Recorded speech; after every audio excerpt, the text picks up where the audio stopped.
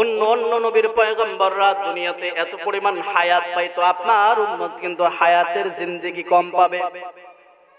আপনার উম্মত গড়ে 60 বছর 63 বছর বা 70 বছর বাঁচবে না বিহে। আপনার উম্মত অন্য অন্য নবীদের উম্মতের মতো জিন্দেগির হায়াত পাবে না পয়গম্বর। আল্লাহর রাসূল ডাক দিয়ে বলেন, গো আল্লাহ, আমার উম্মত গুলো হায়াত পাবে না, আমার উম্মত গুলো হায়াতের জিন্দেগির সময় রেখা কম থাকবে। অন্য অন্য নবীর উম্মতরা হায়াত এত পরিমাণ লম্বা পাবে, লম্বা হায়াত পায়া আল্লাহর ইবাদত বন্দেগী বেশি করেছে, বেশি করতে পেরেছে। আমার উম্মত গুলো কি হবে? আল্লাহ পাক ডাক দিয়ে বলেন, গো পয়গম্বর, আপনার উম্মত যদি দুইটা কাজ করে, দুই কাজের বিনিময়ে কিয়ামতের দিন আমি আল্লাহ আপনার উম্মতকে বেগয়রি হিসাব, বিনা হিসাবে আমি আল্লাহ আপনার উম্মতকে আল্লাহর জান্নাত দান করে দেব। সুবহানাল্লাহ। যে দুনিয়াতে যত নবী ছিল সমস্ত নবীর উম্মতদের জন্য এক একটা মিকদার ছিল যে এত পরিমাণ ইবাদত করতে হবে, কিন্তু আমাদের রাসূল সাল্লাল্লাহু আলাইহি সাল্লামকে আল্লাহ পাক ডাক দিয়ে বলেন, নবী, আপনার উম্মত যদি দুইটা কাজ করতে পারে, এই দুই কাজের বিনিময়ে আমি আল্লাহ তাদের আমল নামায় জান্নাতি হওয়ার সুসংবাদ লেখা দেব। আর আস্তে পড়েন সুবহানাল্লাহ। সুবহানাল্লাহ পড়তে কি কষ্ট হয়? তিরমিজির একটা হাদিস, নবীজি সাল্লাল্লাহু আলাইহি সাল্লাম বলেন, যে ব্যক্তি সুবহানাল্লাহ পড়ে আল্লাহ পাক তার আমল নামায় জান্নাতের একটা গাছ লেখা দেন। এরপরও কিছু কিছু মানুষ সুবহানাল্লাহ বলতে পারে নাই। জোরে পড়েন সুবহানাল্লাহ। আর একবার সুবহানাল্লাহ জোরে পড়েন। আমি আগে এটার ফজিলত বলি। দেখেন, নবীজি সাল্লাল্লাহু আলাইহি সাল্লাম বলেন, জান্নাতে যে খেজুর গাছটা রোপণ করা হবে, এই গাছটার বৃহত্তম এবং এই গাছটার দূরত্ব, এই গাছটার ছায়া যেটা আপনারা বোঝেন, এই ছায়াটা এত বড় হবে, দ্রুতগামী আরবের ঘোড়া যদি 500 বছর পর্যন্ত দৌড়ায়, এরপরেও এই গাছের এরিয়ার ছায়াটা দৌড়ায় শেষ করতে পারবে না।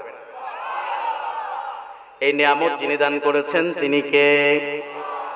ওই আল্লাহ পাক ডাক দেওয়ান নবী, হে আপনি জানায়া দেন, ইন্নাল্লাযীনা আমানু, নিশ্চয়ই যারা ঈমান আনয়ন করেছে, নিশ্চয়ই যারা আল্লাহর উপরে ঈমান এনেছে তারা সফলকাম। যারা আল্লাহর উপরে ঈমান এনেছে, আমরা কার উপরে ঈমান এনেছে? জোরে বলেন, আরো জোরে বলেন।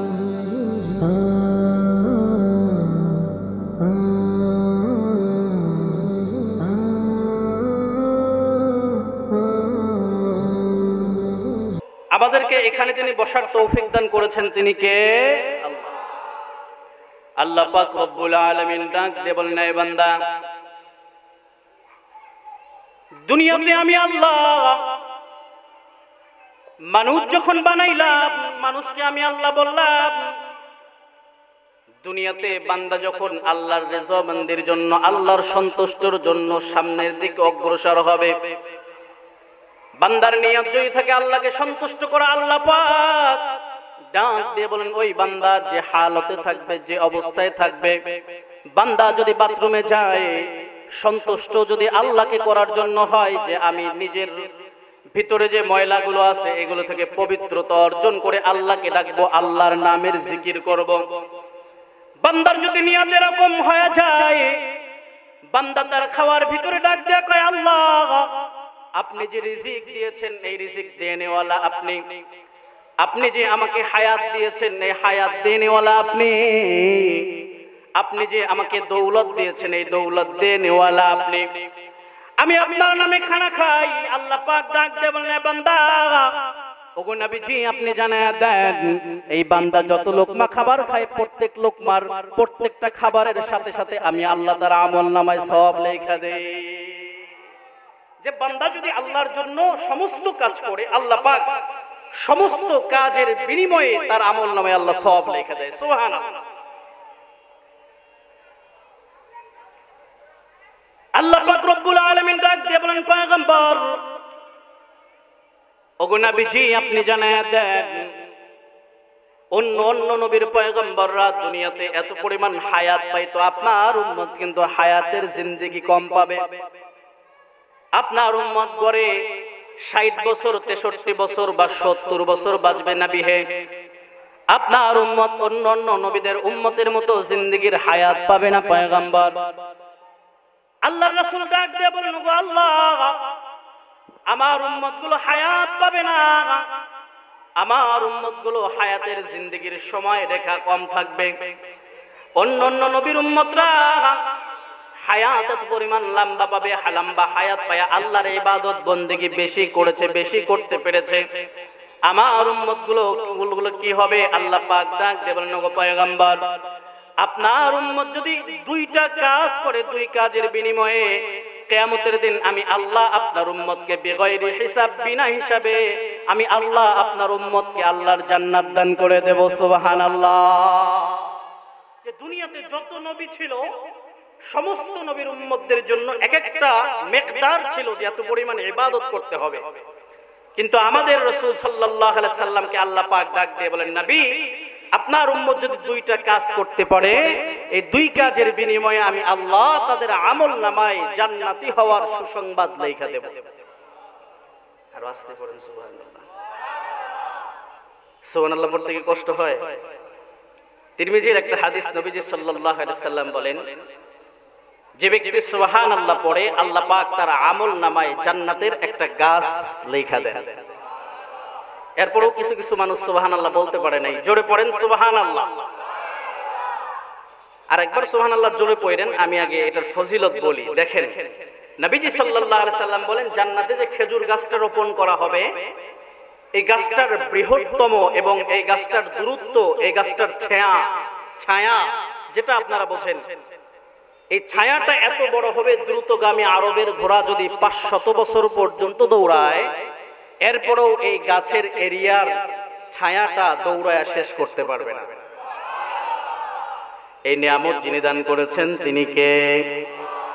ওই আল্লাহ পাক ডাক দেওয়ান, নবী হে, আপনি জানায়া দেন, ইন্নাল্লাযীনা আমানু, নিশ্চয়ই যারা ঈমান আনয়ন করেছে, নিশ্চয়ই যারা আল্লাহর উপরে ঈমান এনেছে তারা সফলকাম। যারা আল্লাহর উপরে ঈমান এনেছে, আমরা কার উপরে ঈমান এনেছি? জোরে বলেন, আরো জোরে বলতে হবে, আমরা ঈমান এনেছি কার উপরে? আল্লাহর উপরে। কোন বান্দা যখন ঈমান আনে, লা ইলাহা ইল্লাল্লাহ, বান্দা ঘোষণা দিয়া দেয়, জমিনে আল্লাহ ছাড়া আর কেউ নাই, আসমানের মালিক আল্লাহ, জমিনের মালিক আল্লাহ, কুল কায়নাতের মালিক আল্লাহ, সবকিছু বানানেওয়ালা আল্লাহ। বান্দা যখন ঘোষণা দেয় লা ইলাহা ইল্লাল্লাহ, আল্লাহ ছাড়া কেউ নাই, জমিনের মালিক তিনি, আসমানের মালিক তিনি, কুল কায়নাতের মালিক তিনি, সবকিছুর মালিক তিনি, আল্লাহ পাক ডাক দিয়ে বলেন, নবী গো, আল্লাহ এবং রাসূলের প্রতি ঈমান আনার পরে কোন বান্দা যদি নেক আমল করে, কানাত লাহুম জান্নাতুল ফিরদাউসি নুজুলা, আপনার উম্মতকে জানায়া দেন, আপনার উম্মতটা মরতে দেরি, ওই বান্দাকে আমি আল্লাহ জান্নাত দিতে দেরি করি না। সুবহানাল্লাহ। যে একজন বান্দা যখন ঈমান আনে, গ্রহণ করলো লা ইলাহা ইল্লাল্লাহ, আল্লাহ ছাড়া কেউ নাই, আল্লাহ আমার সবকিছু, আমাকে রিজিক দেনেওয়ালাকে, সন্তান দেনেওয়ালাকে। কোন ভণ্ড পীর সন্তান দিতে পারে? কোন বড় হুজুর সন্তান দিতে পারে? কথা কয় না। কে সন্তান দেন? কে দেন? কে দেন? জোরে বলেন, আল্লাহ। কারণ এটার ক্ষমতা একমাত্র আল্লাহর কাছে। এই জন্য জোরে আওয়াজ করে বলেন তো, আমরা যে ঈমান এনেছি, আমরা যে ঈমানের দাওয়াত পেয়েছি, এই ঈমানের দাওয়াত থেকে আমরা ঈমান আনবো কার উপরে? আপনাদের আওয়াজ হয় না, আরো জোরে বলেন না, কার উপরে? ওয়ামিলুস সালিহাত, নবী আপনি জানায়া দেন, নেক কাজ যদি কোনো বান্দা করে, নেক কাজের সাথে বান্দা যদি সম্পৃক্ততা থাকে, নেক কাজের সাথে যদি বান্দা সম্পর্ক রাখে, নবীজি বলেন কিয়ামতের দিন আল্লাহ পাক তিন শ্রেণীর মানুষ, তিনজন মানুষকে আল্লাহ পাক দাঁড় করাবেন। কিয়ামতের ময়দান যখন ময়দানে হাসর কায়েম হয়ে যাবে, আল্লাহ পাক বলেন 7 শ্রেণীর মানুষকে আল্লাহ আল্লাহর আরশের নিচে ছায়া প্রদান করবেন। যেদিন আল্লাহর আরশ ছায়া, আর কোনো ছায়া থাকবে না। কিয়ামতের ময়দানে 100 হাত মাথার উপরে সূর্য তাপ দেবে। জমিনগুলো তামা হয়ে যাবে। ওই দিন আল্লাহর আরশের ছায়া ছাড়া আর কোনো ছায়া থাকবে না। নবীজি বলেন এর ভিতরে এক নাম্বার রাজুলুন কলবুহু মুআল্লাকুন ফিল মাসাজিদ, যেই ব্যক্তিটার হৃদয় মসজিদে পড়ে থাকতো, আল্লাহ পাক কিয়ামতের দিন হাসরের ময়দানে ওই বান্দাকে আল্লাহ আরশের ছায়া প্রদান করবেন। নবীজিকে জিজ্ঞাসা করা হলো, মান সাআলা রাজুলান ইয়াসআলুনা ইয়া রাসূলুল্লাহ, ওগো নবীজি কিয়ামতের দিন আল্লাহ তো লিমানিল মুলকিল ইয়াউম, আল্লাহ তো গরম হয়ে বলবেন এই দিনের সব থেকে বিচারক আমি। দুনিয়াতে তোমরা তো কত রকমের বিচার দেখাইতা, টাকার কারণে বিচার পাল্টায়া দিতা। বিচার বিভাগে আলেমদের একই মামলা অন্য অন্য মানুষরা জামিনে যায়, আলেমরা শত শত মাস জেলে পয়চা মরে, আছে না নাই? এই যে টাকার কারণে বিচার বদল হয়ে গেছে। আল্লাহ পাক ডাক দিয়ে বলেন, হাবিব ওগো নবীজি আপনি জানায়া দেন কিয়ামতের ময়দানে লিমানিল মুলকিল ইয়াউম, আল্লাহ সব থেকে বিচারক, সব থেকে ইনসাফকার বিচারক হবে। ওখানে আল্লাহ কারো উপরে যাররা পরিমাণ বেইনসাফি করবেন না। ইনসাফ কায়েমের দিবসে আল্লাহ বেইনসাফি করবে না। কিয়ামতের ময়দানে আল্লাহ পাক তিনজন ব্যক্তিকে দাঁড় করানো হবে। আল্লাহ পাক ডাক দিবেন, এই বান্দা, অমুক বান্দা এদিকে আয়। আল্লাহ পাক আরেকজনকে ডাক দিবেন, এই বান্দা তুমি এদিকে আসো। আরেক বান্দাকে আল্লাহ অপর প্রান্ত থেকে ডাক দিবেন। তিনজন বান্দা আল্লাহর কাছে আসবে। একজনের জন্য ফয়সালা হয়ে যাবে, বান্দা আল্লাহর জান্নাতে চলে যাও, দুনিয়াতে নেক আমল করছে, 5 ওয়াক্ত নামাজ পড়ছে। বান্দা ফজরের নামাজ পড়ে রিজিকের জন্য বাইর হয়ে গেছে, মাথার ভিতরে ছিল জোহরের নামাজ পড়বে। বান্দা জামাতে জোহরের নামাজ পড়ছে, তো আসরের ফিকিরটা মাথায় ঢুকে গেছে, আসরের নামাজ জামাতে পড়ছে। আসরের নামাজের পরে ক্লান্ত শ্রান্ত শরীরটা নিয়ে চার দোকানে বৈশা বান্দা চা খায়, পান খায়, বিড়ি খায়, কিন্তু মাথার ভিতর থেকে আল্লাহর নামাজের ফিকিরটা চলে যায় না। বান্দা বৈশা বৈশা টিভি দেখে, এরপরও আল্লাহর নামাজের ধান্দাটা চলে যায় না। বান্দা যখন সালাতুল মাগরিবের আযান হয়ে যায়, বান্দা মাগরিবের নামাজে জামাতে আইসা নামাজ পড়ে। এশার নামাজ পড়া বান্দা তাড়াতাড়ি খাবার খায় ঘুমায় যায়, আবার ফজরে উঠতে হবে, এই ফিকির নিয়ে থাকে। নবীজি বলেন কিয়ামতের দিন এই যে 5 ওয়াক্ত নামাজের ফিকির থাকলো, দুনিয়াতে আল্লাহ পাক 24টা ঘন্টায় তার আমলনামায় নামাজ পড়ার সওয়াব আল্লাহ তার আমলনামায় লেখা দেন। এই বান্দাটা আল্লাহর জান্নাতে চলে যাবে। বাকি থাকলো 2 জন বান্দা। আল্লাহ পাক ওই 2 জনকে ডাক দেওয়া হবে। ডাক দিয়ে বলা হবে, বান্দা মা লিহাদাল কিতাব লা ইগাদিরু সগীরাতাও ওয়ালা কাবীরাতান ইল্লা আহসাহা। বান্দা আফসোস করে বলতে লাগবে, আহা আল্লাহ, এটা কেমন কিতাব আপনি দিলেন যেটার ভিতরে ছোট থেকে ছোট গুনাহ, বড় থেকে বড় গুনাহ সব কিছু আল্লাহ পাক লিপিবদ্ধ করে লিখেছেন। আপনি যখন গোপনে গুনাহ করেন, ও গাজীপুরের মুসলমান, একটু আওয়াজ করে বলেন তো, গোপনে গুনাহ করলে যিনি দেখেন তিনি কে? আরো জোরে আওয়াজ করে বলেন না, তিনি কে? প্রকাশ্যেও গুনাহ করলে আল্লাহ দেখেন, গোপনেও গুনাহ করলে আল্লাহ দেখেন। আল্লাহ পাক ডাক দিয়ে বলেন, কোন বান্দা যখন গুনাহরত অবস্থায় আল্লাহর কথা স্মরণ হয়ে যায়, ও নবী আপনি জানিয়ে দেন, এই গুনাহরত অবস্থায় কোন বান্দা যদি গুনাহ থেকে ফিরে আসে, গুনাহ থেকে যদি আল্লাহর দিকে ফিরে আসে, এই বান্দাটা আল্লাহর দিকে ফিরে আসতে দেরি হয়, আল্লাহ তার জিন্দেগীর তামাম গুনাহগুলোকে মাফ করতে দেরি করেন না।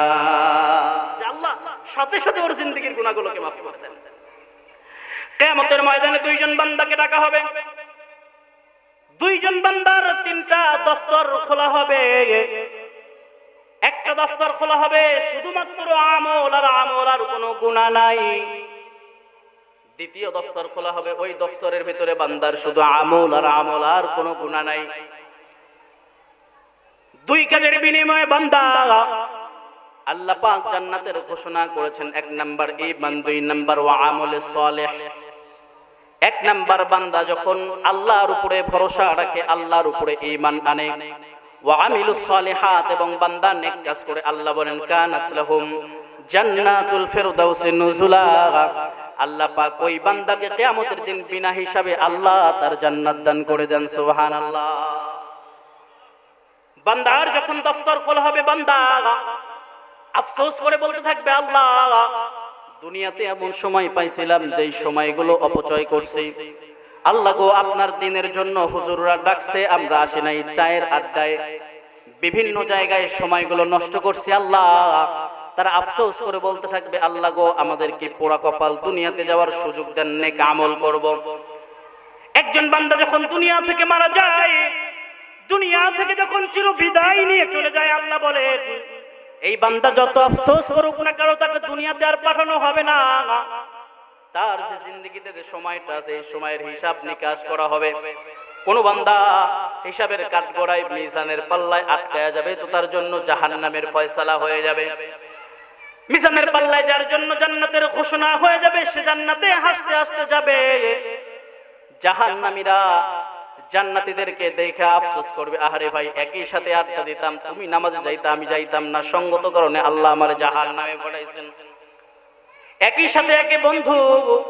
নবীজি বলেন এই যে দুইজন ব্যক্তি, এরা দুইজন একসাথে একই দিন একই সময়ে জন্মগ্রহণ করেছে। আল্লাহ পাক রব্বুল আলামিন দুইটা দফতর খুলবেন। দুইটা দফতর খোলার পর বান্দার যখন দুইটা দফতরের ভিতরে শুধুমাত্র নেক আমল, তৃতীয় দফতরটা যখন খুলবেন দেখে বান্দার হালত বড় খারাপ। এই বান্দা নামাজ পড়ছে, কয় যে আল্লাহ এক ওয়াক্ত নামাজও জিন্দেগিতে কাজা করে নাই, সুবহানাল্লাহ পড়েন সুবহানাল্লাহ। কয় বান্দা আল্লাহর উপরে তাওয়াক্কুল কেমন ছিল? কয় 100 থেকে 100 ছিল, আল্লাহ বিন্দু পরিমাণও কম ছিল না। কয় রোজা করছে, কয় আল্লাহ বুঝাওয়ার পর থেকে এক দিনের জন্য রোজা ভাঙে নাই। অসুস্থ হয়ে গেছে এরপর রোজা ছাইরা দেয় নাই। গ্যাস্ট্রিকের প্রবলেম হয়েছে এরপরও বান্দা রোজা ছাড়ে নাই। হজ করছে নি? কয় আল্লাহ যে হজ করছে। কয় যাকাত দিছে নি? কয় দিছে। কয় তাহলে বান্দার এই হালত কেন হলো? বান্দার আমল নামার ভিতরে এত গুনাহের পরিমাণ কি জন্য উঠে গেল? আপনি যখন গুনাহ করেন, আপনার দুই কাজে যে ফেরেশতা থাকে, যদি যাররা পরিমাণ ভালো কাজ করেন ওইটাও লিপিবদ্ধ করে, আবার যদি গুনাহ করেন ওইটাও লিপিবদ্ধ করে। বান্দার জন্য চূড়ান্ত সিদ্ধান্ত হয়ে যাবে জাহান্নামে যাওয়ার জন্য বান্দা প্রস্তুত। সিদ্ধান্ত হয়ে যাবে জাহান্নাম। বান্দা যখন জাহান্নামে যাওয়ার জন্য প্রস্তুত, আমাদের নবী রাহমাতাল লিল আলামিন, আল্লাহু আকবার, আমরা কত ভাগ্যশীল উম্মত জানেননি? আমাদের নবীর চেহারা কেউ যদি ঈমানের সাথে দেখে, আল্লাহ পাক তার জিন্দেগীর तमाम গুনাহগুলোকে maaf করে দেন। রাস্তা সুবহানাল্লাহ। নবীজি বলেন ঈমানের সাথে কেউ যখন আমার চেহারার দিকে তাকায়, আল্লাহ পাক তার জন্য জাহান্নামের আগুনকে হারাম বানায় দেন। সুবহানাল্লাহ পড়েন না? নবীর চেহারা দেখলে গুনাহ যিনি maaf করেন তিনি কে? জীবনে কি একবার দোয়া করছেন আল্লাহ মুহাম্মদ নবীর উম্মত বানান? দোয়া করছেন? কেউ দোয়া করছেন যে আল্লাহ আমারে মুহাম্মদ নবীর উম্মত বানান? এটা আওয়াজ করে বলেন তো, যিনি বানিয়েছেন তিনি কে? অন্য অন্য নবীরা দোয়া করতো, আল্লাহ আমার যদি নবী না বানাইয়া মুহাম্মদুর রাসূলুল্লাহর উম্মত বানাইতেন, আমার জীবনটা বড় ধন্য হয়ে যেত। সুবহানাল্লাহ। আল্লাহর হাবিব সাল্লাল্লাহু আলাইহি সাল্লাম ময়দানে মাহশারে সমস্ত নবীরা নফসি নফসি বলবে। সমস্ত নবীরা বলবে, হে আল্লাহ আপনি আমারে বাঁচান, আমারে বাঁচান। কিন্তু আমার নবীজি বলবেন, রব্বি হাবলি উম্মতি, রব্বি হাবলি উম্মতি। আল্লাহ আপনি আমার উম্মত গুলারে বাঁচান। আমার একটা উম্মত যতপর্যন্ত জান্নাতে না যাবে, সর্বশেষ আমার উম্মতটা জান্নাতে না যাওয়া পর্যন্ত আমি নবী আল্লাহ আপনার জান্নাতে প্রবেশ করব না। নবীজি একবার ফুলসিরাতের দিকে দৌড় দিবেন, নবীজি একবার মিজানের পাল্লায় দৌড়াবেন, নবীজি একবার ময়দানে তাকাবেন, কে যেন কোন উম্মত আমলের ঘাটতির কারণে আটকায়া যায়। আমার কোন উম্মতটা যেন একটা আমলের কারণে কট খায়া জাহান্নামে চলে যায়। আমার কোন উম্মত যেন যাররা পরিমাণ ইমানে দুর্বলতা থাকার কারণে আল্লাহর জাহান্নামের বাসিন্দা হয়ে যায়। নবীজি এত পেরেশান উম্মতের জন্য, নবীজি এত পেরেশান। হে যুবক, এ যুবক ভাই, কেমনে বুঝাই, কেমনে বুঝাই, কেমনে বললে বুঝবা? 3.5 হাত মাথার উপরে সূর্য, লক্ষ লক্ষ কোটি কোটি উম্মত একটা উম্মত জাহান্নামে যাবে, নবীজির এইটা সহ্য হবে না। এই দুইজন উম্মত যখন সিদ্ধান্ত একজনের জন্য জাহান্নামের সিদ্ধান্ত হয়ে যাবে, সিদ্ধান্ত যখন হবে বান্দা জাহান্নামে যাওয়ার জন্য প্রস্তুত হয়ে যাবে, আল্লাহর রাসূল সাল্লাল্লাহু আলাইহি ওয়াসাল্লাম হাউজে কাউসারের সামনে নবীজি একটা উম্মতকে পানি পান করাইতেছিলেন। হঠাৎ করে একজন ফেরেশতা এসে বলে, পয়গম্বর, আপনি যে হাউজে কাউসার আপনার এই উম্মতটারে পান করাইতেছেন, আপনি কি জানেন এটা দুনিয়াতে নাফরমান ছিল, দাড়ি রাখতো না, টুপি পরতো না, পাঞ্জাবি পরতো না, নামাজ পড়তো না। কাফের বেঈমান মুত্তালিক গুলো যখন আপনার বিরুদ্ধে, আপনার আল্লাহর বিরুদ্ধে কথা বলতো, তাদের বিরুদ্ধে স্লোগান দেওয়ার জন্য যাইতো না। নাস্তিক আর ট্রান্সজেন্ডারকে প্রমোটকারী যখন সমন্বয়ক হয়, উপদেষ্টাদের কাতারে চলে যায়, ওই সময় ফারুকের মতো নাস্তিকের বিরুদ্ধে কথা বলতো না। ওগো নবীজি, আপনি আপনার এই উম্মতটারে তো পানি পান করাইতে পারবেন না। আল্লাহর রাসূল সাল্লাল্লাহু আলাইহি সাল্লামের হৃদয়টা, আল্লাহর রাসূলের চেহারাটা মলিন হয়ে যাবে।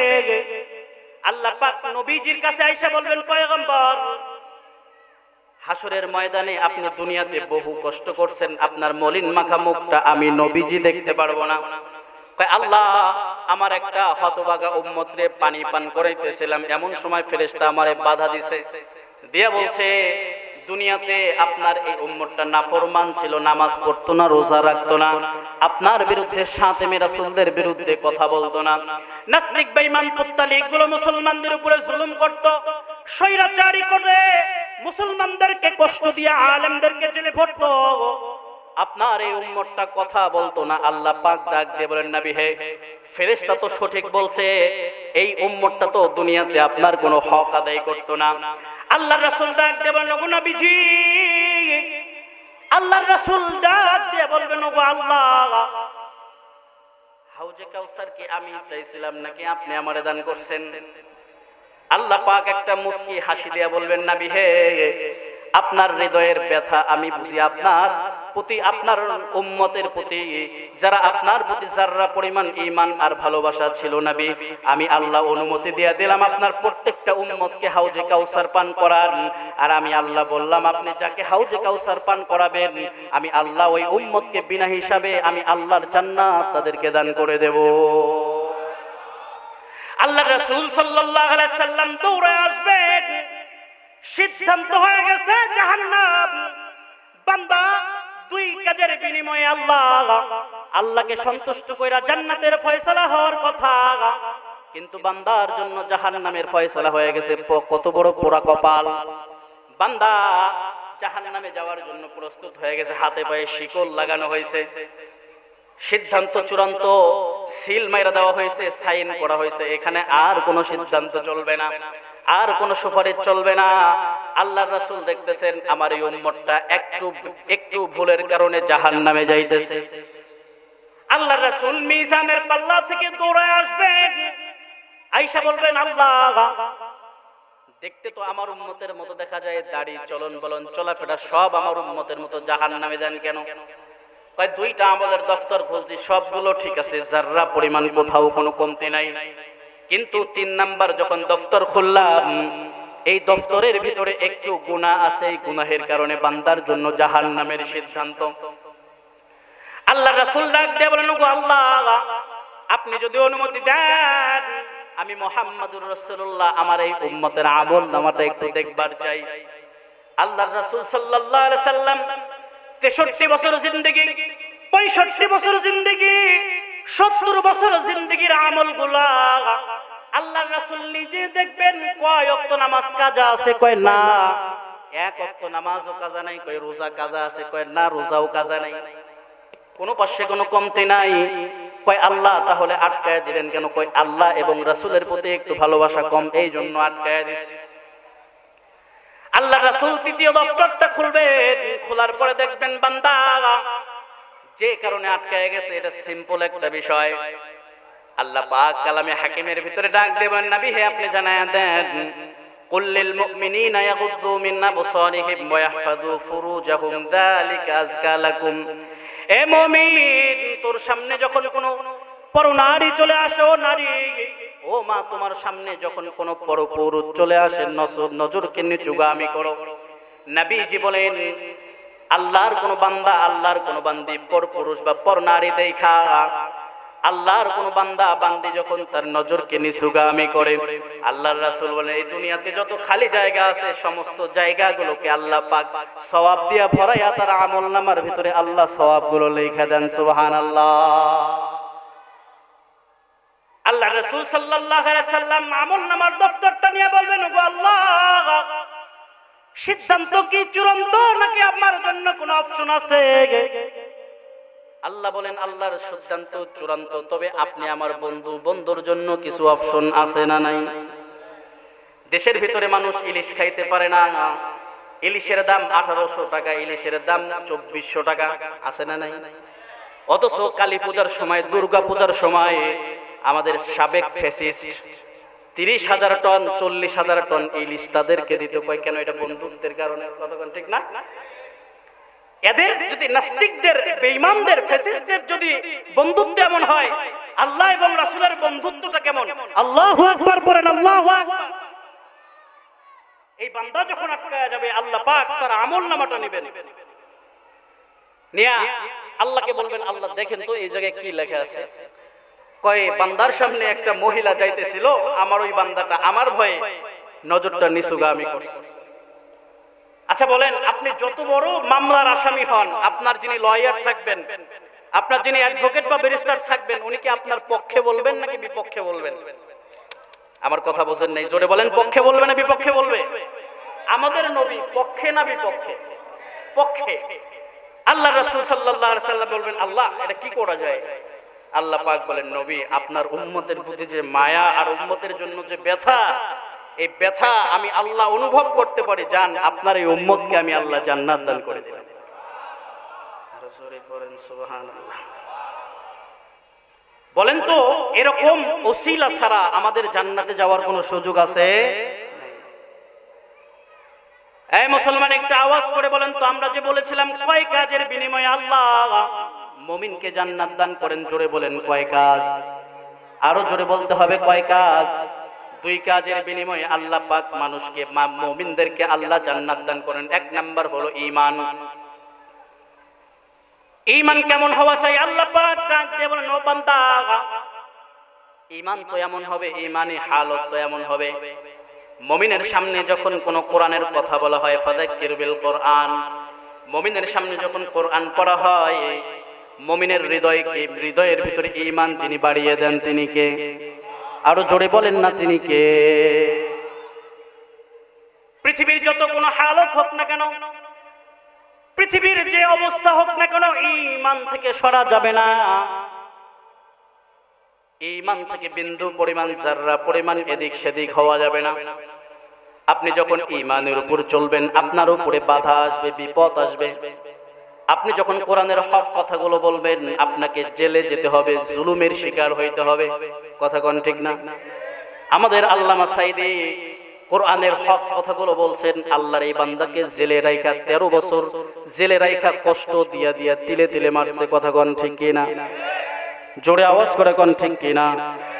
আমাদের মাওলানা মামুনুল হক স্পষ্ট করে যখন বলছে ভাস্কর্য বানানো মুসলমানের জন্য হারাম, ভাস্কর্য মুসলমানের এটা বৈশিষ্ট্য হতে পারে না। ইব্রাহিম পয়গম্বর মূর্তি ভাঙার পক্ষে ছিল, করার পক্ষে নয়।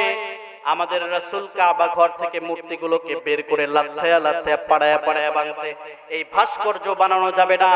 আল্লাহর কোরআনের কথা যখন বলছে এই ফ্যাসিস্ট সরকার আল্লামা মামুনুল হককে মিথ্যা মামলা দিয়ে 3 বছর জেলে রেখেছে। আল্লাহি রবের কসম, যারা আলেমদের উপর জুলুম করে, যারা মানুষের হক মেরে খায়, দুনিয়াতে আল্লাহ পাক তাদেরকে লাঞ্ছিত করে কঠিন বিচার করে। এদেরকে বিচার আল্লাহ পাক এমনি এমনি করে নাই। আলেমদের উপরে এত পরিমাণ জুলুম করেছে, মাদ্রাসাগুলো বন্ধ করেছে, মসজিদগুলোতে ঠিকমতো করোনার সময় নামাজ পড়তে দেয় নাই। এই যে কয়েকটা বদ জুলুম করার কারণে ওদেরকে আল্লাহ পাক ধ্বংস করে দিয়েছেন। এই মুসলমান একটু আওয়াজ করে বলেন তো, ক্ষমতা দেওয়ার মালিক কে? আরো জোরে বলেন না, ক্ষমতা দেওয়ার মালিক কে? ক্ষমতা নেওয়ার মালিক কে? ওয়া তুইজ্জু মান তাশা ওয়া তুযিল্লু মান তাশা বিয়াদিকাল খায়র ইন্নাকা আলা কুল্লি শাইইন কাদির। আল্লাহ পাক যাকে ইচ্ছা ক্ষমতা দেন, আল্লাহ পাক যাকে ইচ্ছা সম্মান দেন, আল্লাহ পাক যাকে ইচ্ছা অপমান করেন। এই দুইটা সম্মান এবং অপমান করার মালিক যিনি, তিনি কে? সুতরাং ক্ষমতা পাইয়া এমন কোনো কাজ করা যাবে না যেই কাজে আল্লাহ এবং রাসূল খুশি অসন্তুষ্ট হয়। এমন কোনো কাজ করা যাবে? এই জোরে বলেন, এমন কোনো কাজ করবেন? ক্ষমতা যে দলেই আসুক, আমরা চাই বাংলাদেশের এমন কোন নাস্তিক, বেঈমান, ব্লগার, এমন কোন ইহুদি খ্রিস্টানের এজেন্ডার, এমন কোন ট্রান্সজেন্ডারকে প্রমোটকারী ফারুকের মতো কোন নাস্তিক উপদেষ্টাদের পদে যদি ওরা বহাল রাখতে চায়, মুসলমান 19 কোটি তাওহীদি মুসলমান এটাকে মানতে পারে না। কথা কোন ঠিক কিনা?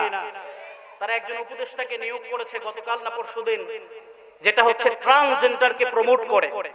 কি যেন ফারুক, ওনার নাম ফারুকি। নামটা তো ভালো, আমার নামের সাথে মিল আছে, শেষের লকবটা ওরও ফারুকি, আমারও ফারুকি। কিন্তু বিষয়টা হলো, এই বাংলাদেশের মানুষ যারা এই ফ্যাসিস্ট সরকারকে 5 আগস্টে বাংলাদেশ থেকে বিতাড়িত করেছে, ম্যাক্সিমাম মানুষগুলো দিন প্রিয়, ইসলাম প্রিয়, ধর্ম প্রিয়। কথা কোন ঠিক কিনা? এই মুসলমানদের দেশে কোন নাস্তিক, কোন ব্লগার, কোন ইহুদি, কোন খ্রিস্টানের বাচ্চা, কোন ট্রান্সজেন্ডারকে প্রমোটকারী প্রধান উপদেষ্টাদের খাতায়, প্রধান উপদেষ্টাদের কাতারে কোন উপদেষ্টার পদে যদি বহাল রাখা হয়, মুসলমান এই উপদেষ্টাদের পদগুলোকে ভেঙে এমন এক সরকারকে গঠন করবে যেই সরকার আল্লাহ এবং রাসূলের কথা, যেই সরকার দ্বীনের কথা বলবে। মুসলমান কোন নাস্তিককে বাংলার জমিনে সরকার হিসেবে দেখতে চায় না। কথা কোন ঠিক কিনা? এই জন্য আপনাদেরকে এই ইলেকট্রনিক মিডিয়াগুলোর মাধ্যমে সবাই সাবধান করে দিচ্ছে, আমিও সাবধান করছি। মেহেরবানি করে আপনাদের উপদেষ্টাদের খাতার ভিতরে কোন নাস্তিক, কোন বেঈমান, কোন ট্রান্সজেন্ডারদেরকে রাখবেন না। যদি রাখেন, আপনাদের এই ক্ষমতা আপনাদের থেকে বড় শক্তিশালী ছিল। ওয়ার্ড থেকে শুরু করে ধর্ম মন্ত্রণালয় পর্যন্ত, বাইতুল মুকাররম মসজিদ পর্যন্ত তারা দখলদারিত্ব নিয়েছিল। কিন্তু বলেন তো, মুসলমান যখন মাঠে ঘাটে তাদের বিরুদ্ধে স্লোগান দেওয়া শুরু করেছে, ক্ষমতা টিকায় রাখতে পারছে? তারা যেহেতু পারে নাই, নমরুদও ক্ষমতা রাখতে পারে নাই, ফিরাউনও পারে নাই, সব ধ্বংস হয়ে গেছে। সুতরাং 6 দিনের বৈরাগী ভাতের অন্ন বইলা মুসলমানদেরকে যদি বোকা বানাইতে চান, আল্লাহর রাবের কসম, মুসলমান এগুলোকে বরদাস্ত করবে না। কথা কোন ঠিক কিনা?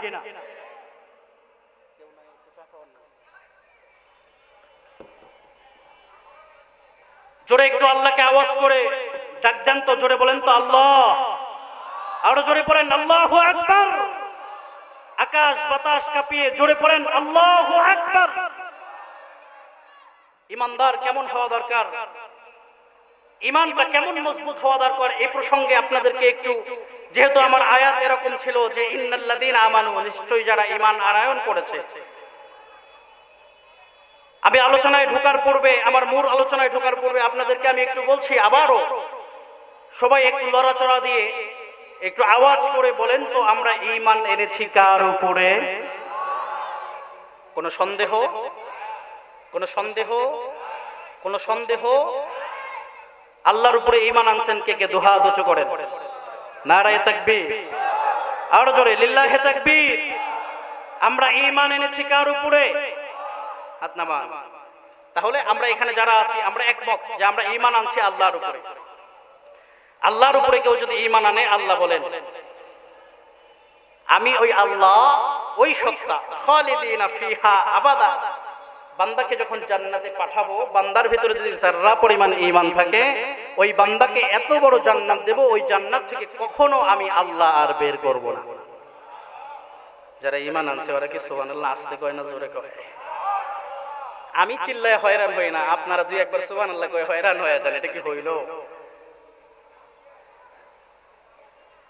জোরে পড়েন আল্লাহু আকবার। মুসলমান ভাইরা রে আমার, ভালো করে বুঝবেন, মুসলমান ঈমানটারে মজবুত করো, ঈমানটারে মজবুত করো, ঈমানটারে মজবুত করো। নবীজি 3 বার বলেছেন। ঈমান কিভাবে মজবুত করবেন বোঝার জন্য বলি, মুসলমান, সাহাবায়ে কেরাম বলতেন লা ইউমিনু আহাদুকুম হাত্তা আকুনা হাব্বা ইলাইহি মিন ওয়ালিদিহি ওয়া ওয়ালাদিহি ওয়ান নাসি আজমাইন। নবী হে, আপনাকে আমি আমরা আল্লাহর জন্য আপনাকে আমরা আমার পিতামাতা, আমাদের বাপ, আমাদের মা, আমাদের সন্তান, আমাদের স্ত্রী সব থেকে নবীজি আপনাকে আমরা বেশি ভালোবাসি। আপনি এক পাল্লায়, পৃথিবীর সবাই এক পাল্লায়। ওগো নবীজি, আমরা হৃদয়কে প্রশস্ত করে বলতে পারি উহিব্বুকা ইয়া রাসূলুল্লাহ। ও নবী, আপনাকে আমরা আমাদের জীবনের থেকেও বেশি ভালোবাসি। সুবহানাল্লাহ। ঈমান কেমন হওয়া দরকার, ঈমান সংক্রান্ত একটা বিষয় আপনাদেরকে বুঝাই। নবীজি সাল্লাল্লাহু আলাইহি সাল্লাম চিরবিদায় হয়ে চলে গেছেন, নবীজির ওয়াফাত হয়ে গেছে। আল্লাহ পাক আমার নবীজিকে বিদায় করে নিয়ে গেছেন। আমার নবীজি আল্লাহর মেহমান হয়ে গেছেন নবী জীবনের।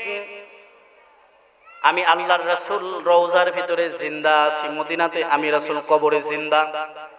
আমার কোন উম্মত যখন আমার উপরে দরুদ শরীফ পড়ে, ফেরেশতারা আমার কাছে এই দরুদ শরীফের সালামটা পাঠায়া দেয়। সুবহানাল্লাহ বললেন না? জোরে পড়েন না সুবহানাল্লাহ। ওই নবীজি সাল্লাল্লাহু আলাইহি সাল্লাম বিদায় হয়ে চলে গেলেন। হযরতে আবু বকর সিদ্দিক রাদিয়াল্লাহু তাআলা আনহু খলিফা, আবু বকরের বিদায় হয়ে চলে গেলেন হযরতে ওমরের শাসন আমলে। রোম সাম্রাজ্যের বিরুদ্ধে মুসলমানদের একটা দল রোমের বিরুদ্ধে যুদ্ধ করার জন্য মুসলমানদের সৈন্যকে পাঠানো হলো। হযরতে ওমর রাদিয়াল্লাহু তাআলা আনহু রোম সাম্রাজ্যের বিরুদ্ধে যুদ্ধ করার জন্য রোমের এরিয়ার ভিতরে মুসলমানদের একটা দল রোমের সাম্রাজ্যের ভিতরে তাঁবু স্থাপন করলো। এই খবরটা রোম সাম্রাজ্যের বাদশার অধিপতি, রোম সাম্রাজ্যের বাদশার কাছে এই খবরটা পৌঁছানো হলো যে মুসলমানদের একটা দল মদিনা থেকে রোম সাম্রাজ্যকে দখল করার জন্য আমাদের রোম সাম্রাজ্যে প্রবেশ করেছে। বাদশা ডাক দিয়ে বলতেছে, বাদশার মেজাজ গরম হয়ে গেছে। যেই রোম সাম্রাজ্যের কথা শোনার পরে বড় বড় শক্তিগুলো সারেন্ডার করে, বড় বড় শক্তিগুলো বলে না না, রোম সাম্রাজ্যের বিরুদ্ধে আমরা যুদ্ধ করব না। রোম সাম্রাজ্য তদানীন্তন সময়ে সব থেকে বড় শক্তিশালী ছিল। এখন যখন আমাদের আমেরিকা, চীন, বার্মা এই দেশগুলো আমাদের থেকে অনেক তারা শক্তিশালী, তাদের অনেক অস্ত্রের ঝনঝনানি, অনেক আপডেট। রোম সাম্রাজ্যের অধিপতি বাদশা নামদারের মাথা গরম হয়ে গেল। তিনি তার ওজিরকে ডাক দিয়ে বলতেছেন, এ ওজির, মুসলমানদের এত বড় সাহস কি করে হয়? মদিনা থেকে তারা কিভাবে আমার বিরুদ্ধে যুদ্ধ করার জন্য এখানে আসলো? না না, এটাকে মানা যায় না। তুমি একটু গোপনে গোপনে যাও, গিয়ে খবর নিয়ে দেখো মুসলমানরা বিভিন্ন যুদ্ধে কিভাবে বিজয়ী লাভ করে। মুসলমানদের আমি শুনেছি পেটের মধ্যে খাবার নাই। মুসলমান যে টুপি পরে, এই টুপিটা সেরা আমি শুনেছি। এখন যে খলিফাতুর রাসূল হযরত ওমর অর্ধজাহান শাসন করতেছেন, এই খলিফাতুর রাসূল হযরত ওমর যখন মসজিদে জুম্মার খুতবা দেন, যেই খুতবায় যেই জুব্বা পরে খুতবা দেন, ওই খুতবা যখন তিনি জুম্মার খুতবা দেন, যেই জামা পরে খুতবা দেন, ওই জামার ভিতরে 18টা তালি। হযরতে ওমর বলতেন আস-সাউবুল খালিক, সিরা কাপড় তেনার কাছে বড় প্রিয়। নবীজি সাল্লাল্লাহু আলাইহি সাল্লাম বলেন, যারা অভাবে থেকে আল্লাহকে ভুলে না, কিয়ামতের দিন আল্লাহ পাক তাদেরকে বড় লোকদের 500 বছর আগে আল্লাহ পাক তাদেরকে আল্লাহর জান্নাত দান করে দিবেন। সুবহানাল্লাহ। বাদশার মেজাজ গরম হয়ে গেছে, কি ব্যাপার? এ ওজির, তুমি একটু যাও মুসলমানদের তাবুকে একটু পরিদর্শন করে আসো, কিভাবে তারা বিভিন্ন যুদ্ধের ভিতরে বিজয় লাভ করে। গোয়েন্দা বিষয়ক মন্ত্রী চুপে চুপে তারা যখন মুসলমানদেরকে পরিদর্শন করার জন্য তারা যখন ময়দানের ভিতরে গেল, তাবুর ভিতরে যাওয়ার পরে দেখে মুসলমানদের এমন হালত যে একটা খেজুর দুইজন ভাগ করে খাইতেছে। পেট ভরে খাবে এরকম কোনো খাবার নাই। তাদের যে মাথার ভিতরে টুপি, এই টুপিটা সেরা, পাঞ্জাবি এটাও সেরা, চাদর এটাও সেরা। একজন আল্লাহর বান্দা সিজদায় পড়ে বলতেছেন, আল্লাহ, আপনার দ্বীনের জন্য আসি গো আল্লাহ।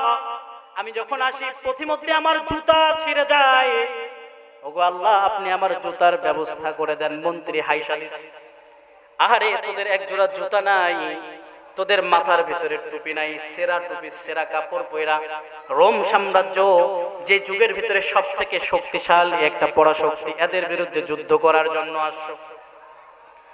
রোম সাম্রাজ্যের বাদশা এইবার ওজির সামনে গিয়ে বলতেছেন, বাদশা ও বাদশা নামদার, আপনার কোনো ভয় নাই, আপনার কোনো চিন্তার কোনো কারণ নাই। মুসলমানদের অস্ত্রের অবস্থা এমন খারাপ, আর ওদের যে সৈন্য ওদের থেকে কয়েকশো গুণ সৈন্য আমাদের বেশি, সুতরাং সৈন্যের দিক দিয়ে আমরা বড় উঁচুতে আছি, আমরা সামনে আগায় আছি, আবার অস্ত্রের দিক দিয়ে আমরা বড় সামনের দিকে আগায় আছি।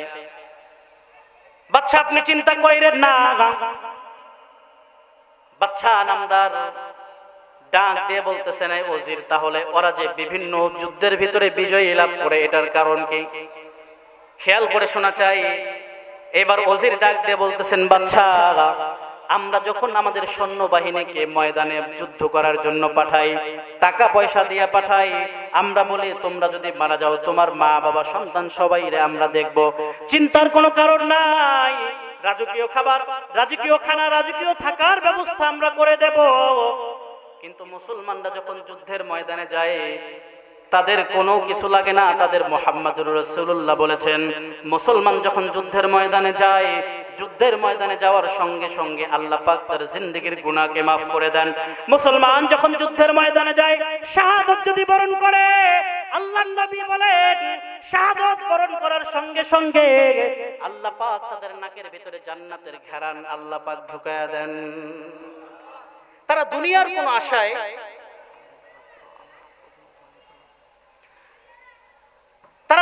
কোন আশায় যুদ্ধের ময়দানে যায় না, তারা তো এমন ছিল, তাদেরকে আইয়ামে জাহিলিয়াত বলা হলো, সব থেকে বড় মূর্খ তাদেরকে বলা হলো।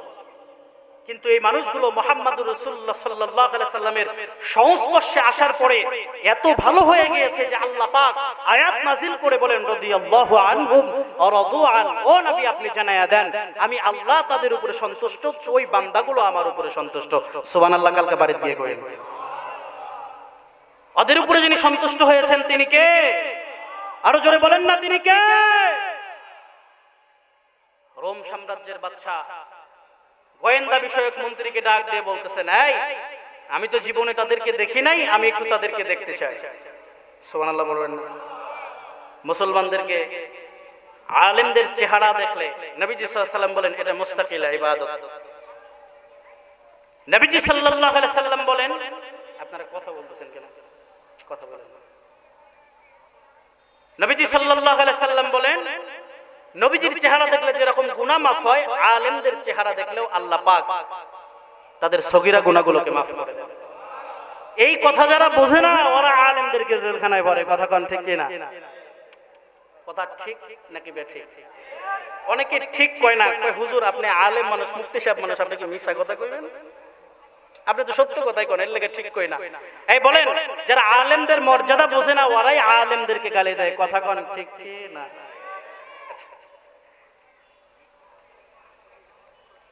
তো বাদশা নামদার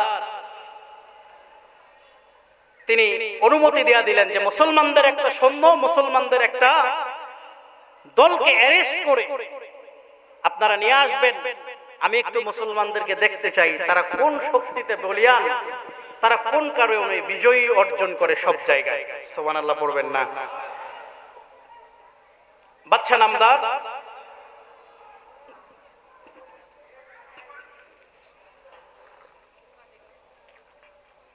পোকা খেলে শক্তি বাড়বে, ঠিক না? গোয়েন্দা বিষয়ক মন্ত্রী তেনার একটা দলবল নিয়ে যুদ্ধ করার জন্য ময়দানে চলে গেল। অন্য অন্য দলেরা, গোয়েন্দা বিষয়ক মন্ত্রী তিনি কিছু দল নিয়ে মুসলমানদেরকে আটক করার জন্য, যেটা চিপার ভিতরে থাকবে ওইটারে দুইটা পিটামো, এরকম ধান্দাবাজ একটা দল বাংলাদেশে ছিল না, যে আলেমরা একটু নরম পাইতো ওরা ইচ্ছা মতো ডাবাইতো। কথা কোন ঠিক না? জোরে কোন, কথা কোন ঠিক না? এরকম একটা ধান্দাবাজ দল ছিল এক সময়। আল্লাহ পাক এই সমস্ত ধান্দাবাজদের থেকে বাংলার জমিনকে পবিত্র হেফাজত করুক, পরিপূর্ণ হেফাজত করুক। আল্লাহ পরিপূর্ণ এই মাতৃভূমিকে পবিত্রতা দান করুক। চিল্লায় পড়ে না আমিন। যারা ক্ষমতায় আসবে আল্লাহ যেন ইসলাম মাইন্ডের কোন দলকে ক্ষমতায় দেয়। আমিন পড়তেন না? হুজুর আমিন বললে তো বিপদ হয়ে যাবে, মদ খাইতে পারবো না, গাঁজা খাইতে পারবো না, এরপরে নেশা করতে পারবো না, ঠিক না? আবার ঠিকও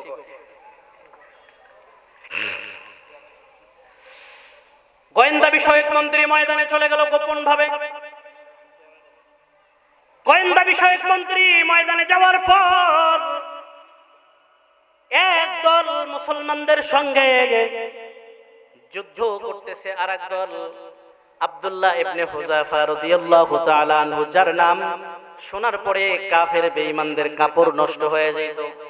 এই আব্দুল্লাহ ইবনে হুযাফা রোম সাম্রাজ্যের বিরুদ্ধে যুদ্ধ করার জন্য গেছে, বয়স মাত্র 18 বছর। কয় বছর? আর এখন আমাদের বাংলাদেশে 18 বছর হইলে যদি ছেলে বিয়ে করতে চায়, কয় তোর তো এখনো দুধ খাওয়ার বয়স শেষ হয় নাই, বিয়ে করবি কেন? আছে না নাই? অথচ এই ছেলেটা সারা রাত জায়গা জায়গা অবৈধভাবে মেয়েদের সঙ্গে কথা বলে, বাবা মা এটাকে মাইন্ড করে না। আছে না নাই? ওরে বিয়ে করাইতে চায় না, কিন্তু এটা স্পষ্ট জিনা করতেছে, এটার পক্ষে বাবা মা খুব খুশি এবং গর্ব করে বলে, তুই যে মেয়েটার সাথে প্রেম করোস, ওই মেয়েটার ছবি আমার একদিন দেখাস। আছে না এরকম? মা বোনেরা দুই পাশে খেপতাছে, হুজুর খেলে আমগো। এই গুনাহটা বাবার বেশি হয়, কারণ ইনকামের টাকাটা বাবা দেয়। আপনি যে আপনার যদি আল্লাহ একটা মেয়ে বেশি দিত, আপনি কি ওটা লালন পালন করতেন না? কথা কয় না, লালন পালন করতেন না? তাহলে আপনার ছেলেটাকে আপনি 17-18 বছরে আপনি বিয়ে করায় দেন, গুনাহ থেকে বাঁচবে। আপনি আপনার মেয়ে মনে করে এই মেয়েটাকে যদি আপনি লালন পালন করেন, আপনাকে যিনি সওয়াব দান করবেন তিনি কে? আরো জোরে বলেন না, তিনি কে? আব্দুল্লাহ ইবনে হুযাফা রাদিয়াল্লাহু তাআলা আনহু মাত্র 18 বছর বয়স, তিনি একটা দলের সেনাপতি, যে দলের ভিতরে 40 জন বীর মুজাহিদ, যাদের সম্পর্কে আল্লাহ পাক কোরআনের আয়াত নাযিল করেছেন, এরকম মানুষ তার সৈন্যবাহিনী।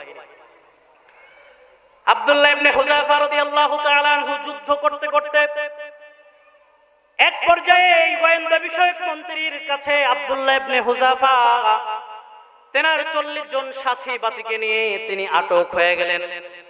আব্দুল্লাহ ইবনে হুযাফা রাদিয়াল্লাহু তাআলা আনহু সাথী বাতিকে নিয়ে আটক হয়ে গেলেন।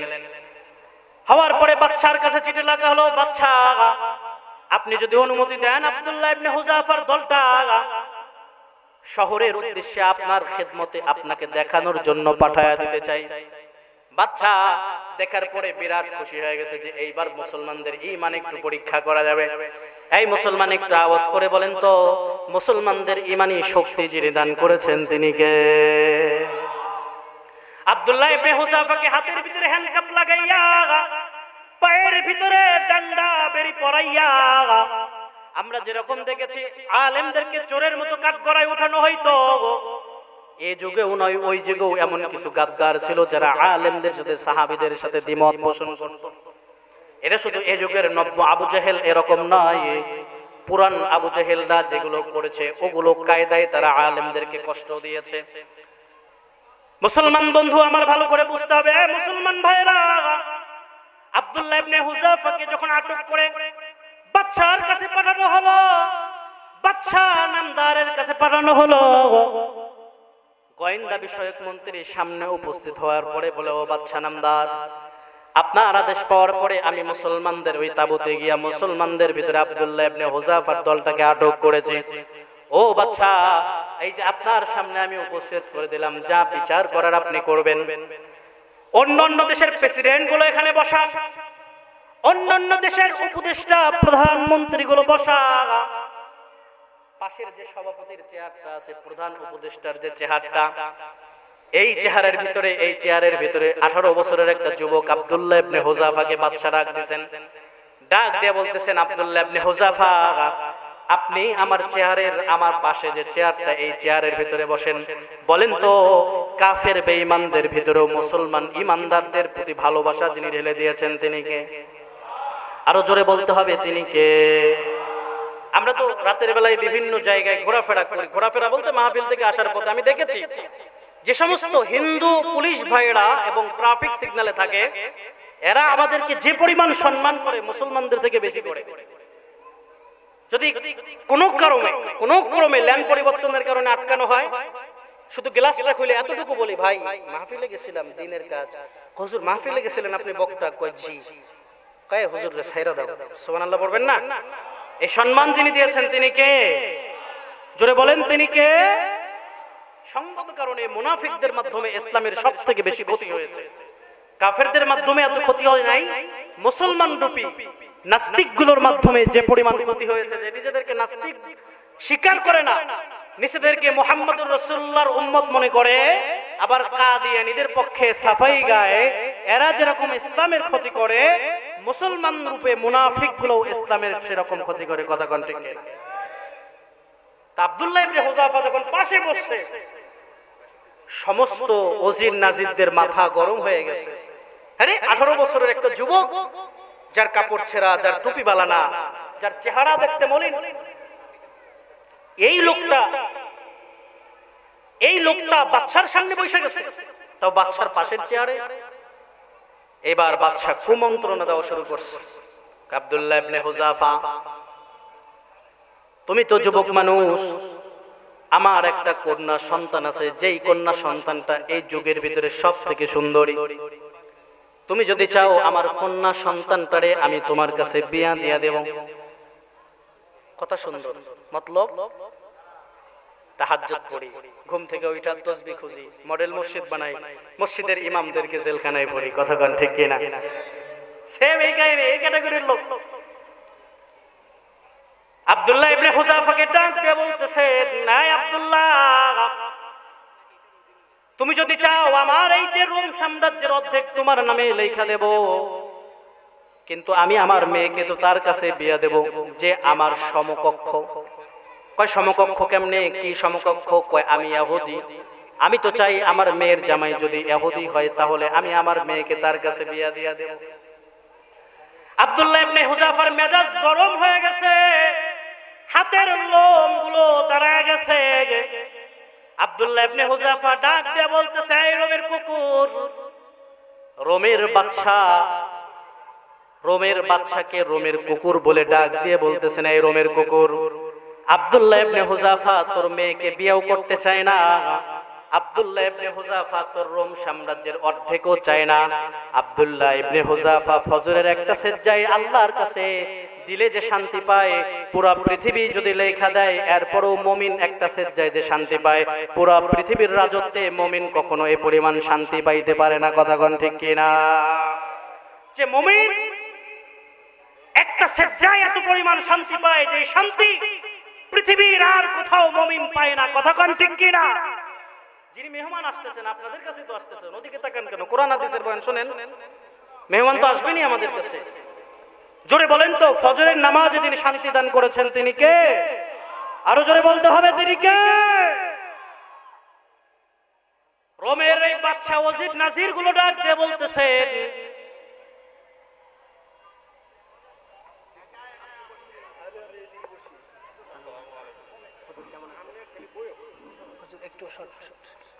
আচ্ছা ঠিক আছে।